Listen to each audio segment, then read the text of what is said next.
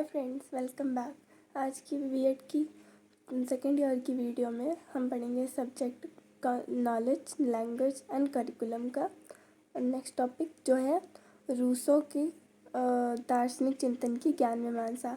ठीक है, क्वेश्चन आता है कि रूसो के दार्शनिक चिंतन की ज्ञान मीमांसा का संक्षेप में उल्लेख कीजिए। ठीक है, रूसो 1712 से 1778 इंद्रियानुभूत ज्ञान को ही सच्चा ज्ञान मानते थे तथा उनके अनुसार सच्चे ज्ञान की प्राप्ति के लिए जो है मनुष्य को अपने आप से निरीक्षण परीक्षण यानी कि जांच परख करके और मतलब पूरी तरह से खुद से ही ज्ञान प्राप्त करना चाहिए।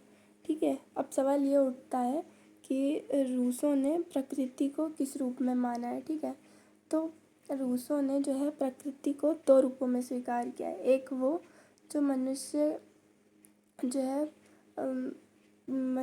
है प्राप्त करता है बिना किसी प्रयत्न के, यानी कि जो बिना प्रयत्न के निर्मित होती है।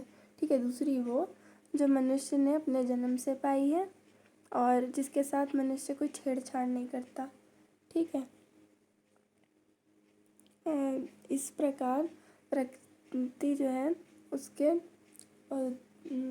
ज्ञान प्रकृति के ज्ञान का स्रोत जो है एकमात्र मतलब सिर्फ केवल और केवल इंद्रियों का उपयोग ही होता है। ठीक है, प्रकृति का ज्ञान हम तभी प्राप्त कर सकते हैं जब इंद्रियों का ज्ञान प्राप्त हो।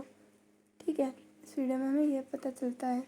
ठीक, अब आगे देखते हैं कि मनुष्य अपने इंद्रियों के उपयोग से विभिन्न प्रकार के अनुभव करता है जो वास्तव में उसके लिए नवीन ज्ञान ही होता है। ठीक है, जो मनुष्य है वो अपने जीवन में इंद्रियों की मदद से मतलब विभिन्न प्रकार के जो है ज्ञानों का और यहाँ तक कि नए प्रकार के ज्ञानों का अनुभव करता है और ज्ञान प्राप्त करता है। ठीक है, ज्ञान प्राप्ति के संबंध में रूसो ज्ञान का स्रोत कर्मेंद्रिय ज्ञानेंद्रिय दोनों को ही महत्व देते हैं। देखिए, जो रूसी लोग हैं वो लोग जो हैं ज्ञान प्राप्ति से जुड़े हुए दोनों चीज़ों को महत्व देते हैं, जो है कर्मेंद्रियाँ और ज्ञानेंद्रियाँ। जिसमें जो है कर्मेंद्रियों जो होती हैं उनके द्वारा जो बालक होता है वो स्वयं कार्य करके सीख पाता है। ठीक है, ज्ञानेंद्रियाँ वो होती हैं जो बालक अनुभव के आधार पर जो है जिसमें बालक जो है अनुभव के आधार पर अपने नए तरीके का ज्ञान प्राप्त करता है। ठीक है, नई चीज़ें जो है सीख पाता है और इसी आधार पर जो है रूसो ने बालक को प्रकृति में अपने अनुसार जो है ज्ञान प्राप्त करने का जो है पक्ष लिया है। यानी कि जो रूसी हैं वो बालक को जो है प्रकृति में यानी नेचर में अपने ही अनुसार ज्ञान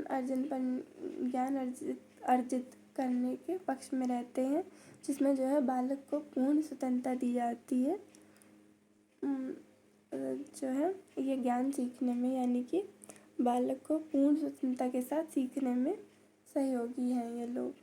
ठीक है, तो ये था हमारा रूस की ज्ञान मीमांसा का उल्लेख।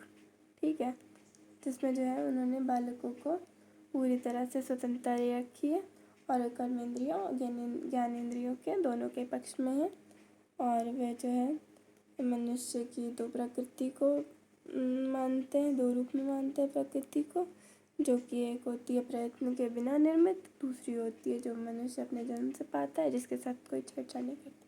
तो आज की वीडियो में बस इतना ही, मिलते हैं आपसे नेक्स्ट वीडियो में। Thanks for watching.